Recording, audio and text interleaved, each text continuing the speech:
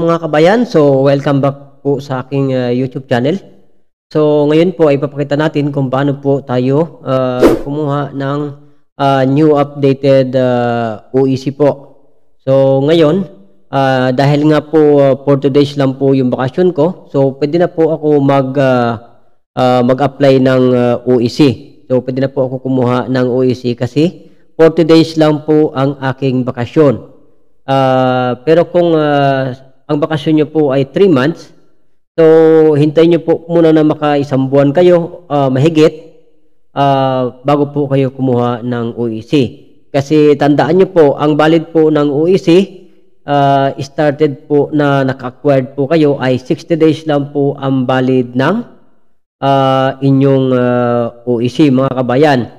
So kailangan ay kung 40 days lang po yung bakasyon nyo, so pagdating nyo sa Pinas ay pwede na po kayo magkuha ng OEC. So kung mahigit po ang bakasyon nyo ay 60 days or more than 60 days ay wag na muna po kayong kukuha ng OEC dahil aabutan po kayo ng expire. So okay po, so ngayon ipapakita natin kung paano po tayo kumuha ng OEC. So dahil nga po 40 days lang ang aking bakasyon, so pwede na po ako mag-acquired ngayon ng OEC. So okay po mga kabayan, so ganito lang po ang kung paano po kumuha ng OEC. Okay po. So pupunta lang po tayo sa website ng direct po tayo dito, dmw.gov.ph.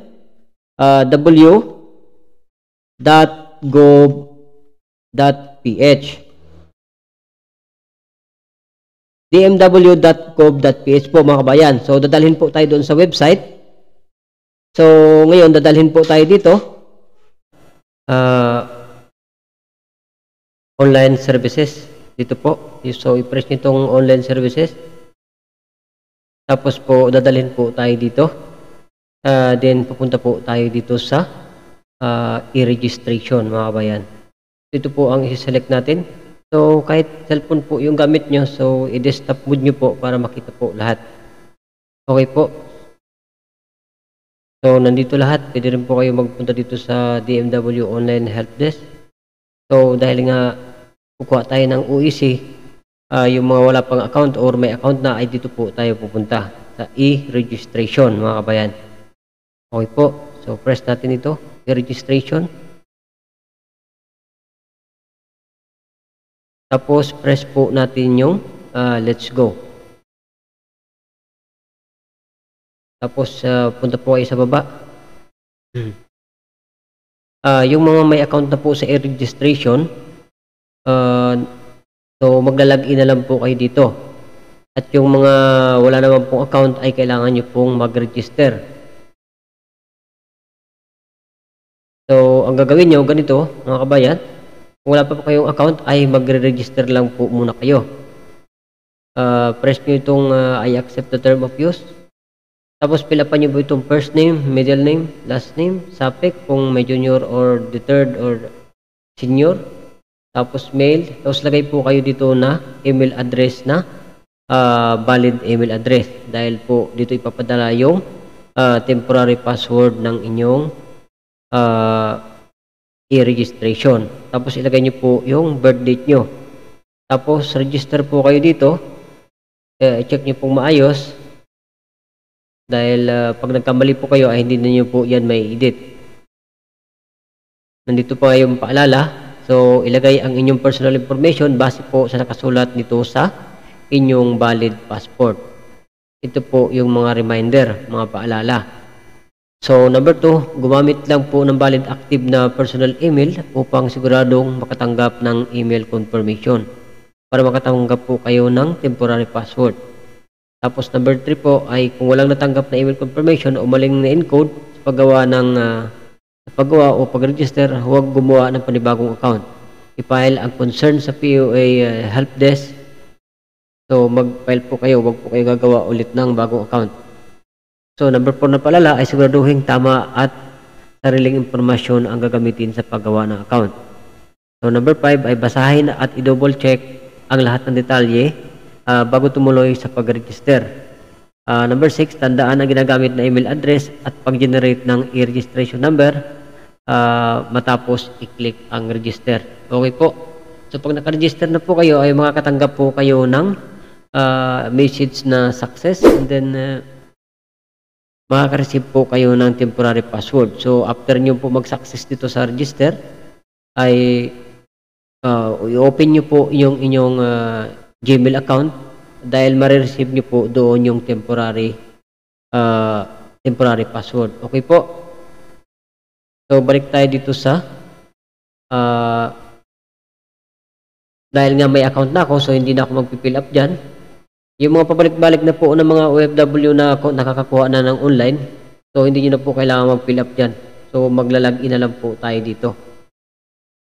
Okay po. Yung mga may account na ha, maglalagin na lang po tayo dito.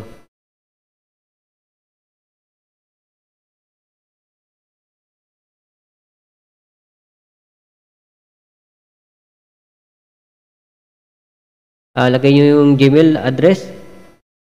Tapos, next, tapos lagay po natin dito yung password natin.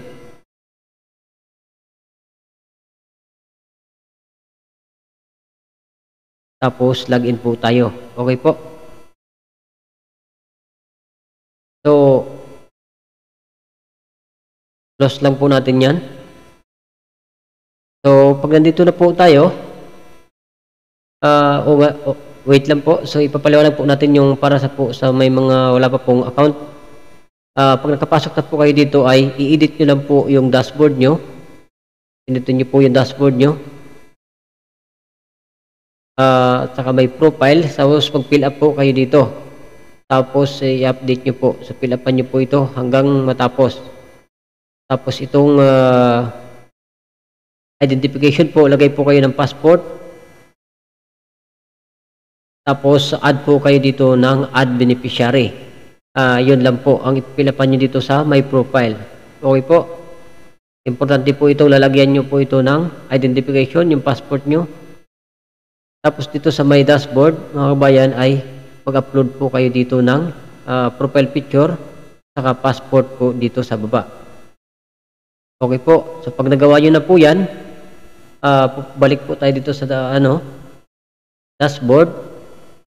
Tapos pupunta na po tayo. Pag kukuha na po tayo ng OEC, pupunta po tayo dito sa left side. Punta po tayo sa balik manggagawa, mga kabayan. So first po natin yung balik manggagawa. Tapos ito po yung naghihingi po ng pag-ibig. So kahit i-next na po natin yan. So passport data is available lang ang aking mayroon dyan. So kahit may pag-ibig po dyan, wag na natin yung pansinin. So mag-next lang po tayo dito. So may lalabas po na ganito. Information previous BM contract do not have deployment details. So i-close lang po natin ito. So lagay natin dito yung flight date. Pabalik po ng ibang bansa. So ang balik po ay December 31, month of December. So 12, 2023. After na malagay nyo na po yung flight date nyo, huwag kayong magkakamali po yung pabalik po ng ibang bansa, yung flight date ilalagay nyo. So ito nakalagay dito sa number 2, kung basahin nyo po ito. Ang OEC exemption na may validity na 60 days mula sa araw ng pagkuha. Ito ay magagamit lamang ng isang beses.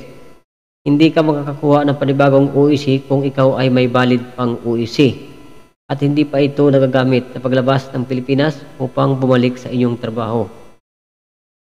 So, pag nalagyan natin yung flight date, so punta po tayo dito sa next. So, mayroon na po akong file dito. Ito po yung luma ko na file.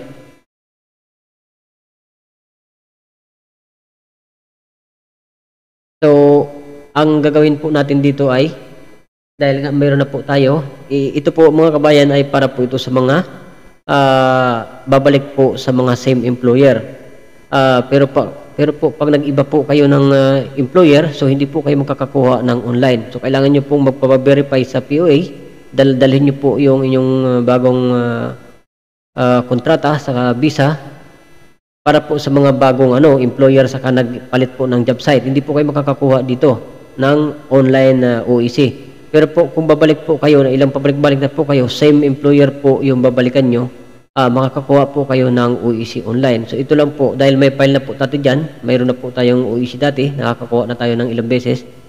So ano na yung sa akin dito, OFW clear, principal clear, position clear, counter clear. So pare-parehas. So ang tanong dito, in case your principal position country is what tested BM application is undergo evaluation. Basta mga kabayan, ang sagot nyo lang po dito ay lahat yes. Kung same employer po yung babalikan nyo. Okay po? So press ko yung yes. Are you returning to the job site, woman? Basta same employer, puro yes po yung ipipress nyo dito. Okay po? Is your employment under job position cook except private service? So yun po yung babalikan ko, kaya ang press ko po ay yes pa rin, mga kabayan.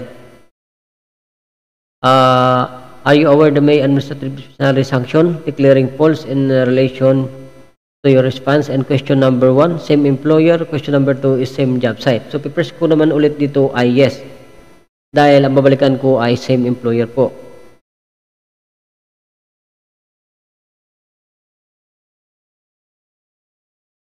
So ito na po yung nagawa natin na OEC.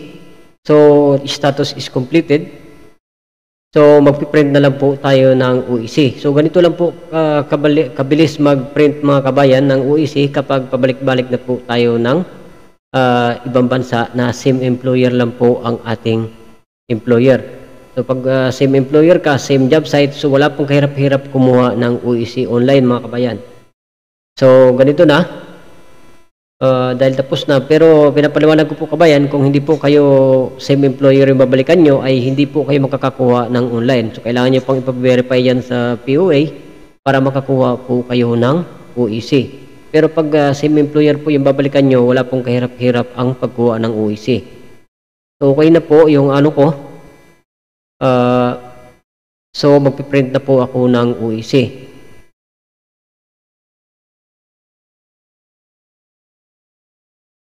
So ito na yung OEC ko, mga kabayan.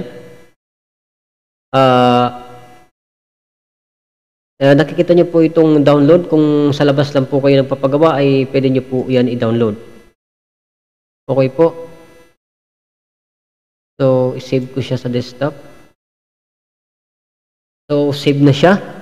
Kung mayroon naman po kayong printer, ay pwede nyo na po siyang i-print. So isi-check ko lang kung ano yung aking kontrata, kung kailan yung valid exit ko.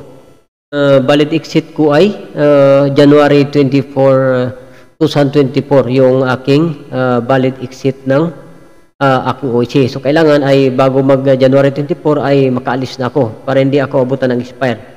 Pero yung balik ko nga ay December 31, so malayo pa ang expire ko, kaya na ako nag-acquire na ako ng OEC ngayon. So, POA processing fee is exempted. So, napakadali po kumuha ng OEC yung mga pabalik-balik na po ng ano. Ganyan lang po kabilis, mga kabayan. So, kung halimbawa naka-exit kayo, kabayan, tapos hindi nyo pa po na-download, so, hindi po yan mawawala yung file na yan dyan hanggat hindi pa po kayo nakakaalis ng ibang bansa. Hanggat hindi pa po ma-expire yung inyong OEC, ay hindi po yan mawawala dyan. So, balikan nyo lang po dito sa balik magagawa. Tapos, i-next mo lang. Tapos, nandyan pa rin po yung file ninyo. Nandito pa rin po yung print OEC. Pag pinindot yung print OEC, nandito pa rin po yung OEC nyo. So, January 2024 yung valid exit ko. Ayan po yung aking OEC.